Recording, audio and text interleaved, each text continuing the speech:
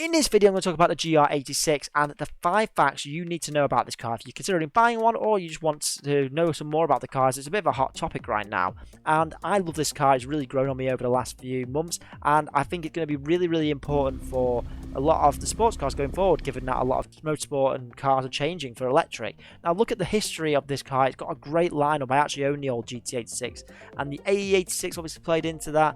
It was a very popular culture car, especially with the true nose, the pop-ups, the initial D style of on TV. It was great, and a lot of people loved it. Even a 2000 GT. I want to see where this has actually come from. So, without further ado, here are 5 top things you should know about the GR86 and why it's going to be a very important car going forward. I hope you enjoy the video. At number 1, there is the engine. This is one of the most important things to note about this car because it is a completely different car to the last. Now, you might remember that a lot of people said that the old 86 was quite slow in comparison to its competitors, such as the Porsche Cayman, for example.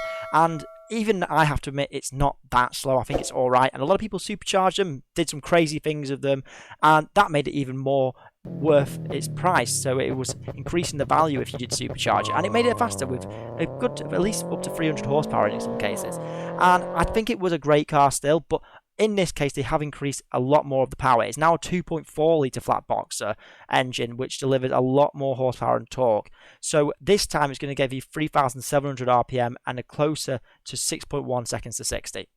Number 2 is price, and I think this is really important because this is going to be what puts a lot of people off or on for a sports car. And I'm happy to say that the price of the GR86 is very reasonable. I know you won't be getting this standard version that a lot of people see on the internet.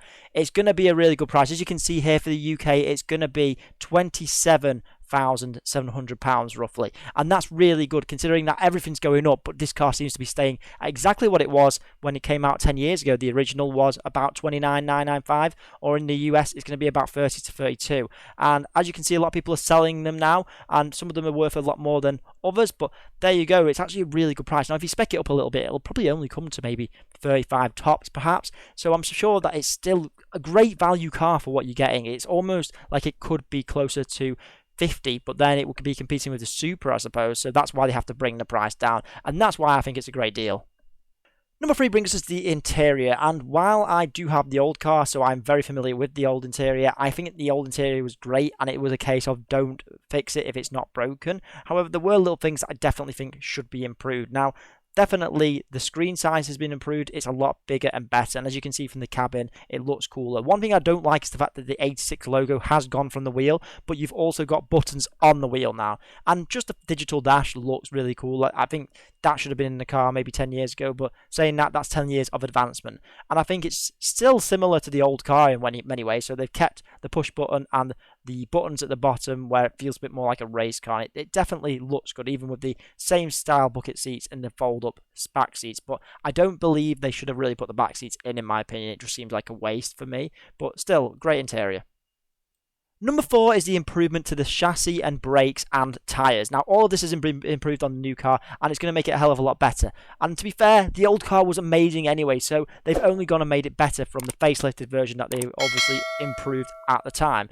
And with the new chassis, it's going to be 50% more torsional rigidity. Now, the old car wasn't much of a terrible handling car. It had a great centre of gravity, but it's only going to get better, and it has great steering stability. So I believe that this is probably going to be, if not the best handling car surely in the world, but with the new tyres, they've added a lot more grip, which again had a lot of grip, and they're going to be proper racing tyres this time, proper Michelin sports. So great to see the improvements on the performance. And finally, the sad part, and unfortunately, the BRZ, the alternative to the GR86, will not be coming to Europe. It will only be available in Asia and North America, which is super sad. As you can see here, there's a whole list of reasons on the internet, and I will let you go into that. But we actually have the BRZ, obviously, in Europe, and it did really well. It was a lot rarer to find this car, but still really cool. But to me, it's the same car, so unfortunately, we won't be getting it, and I think that's a shame. But, you know, the BRZ will sell well either way, and it'll be a great car.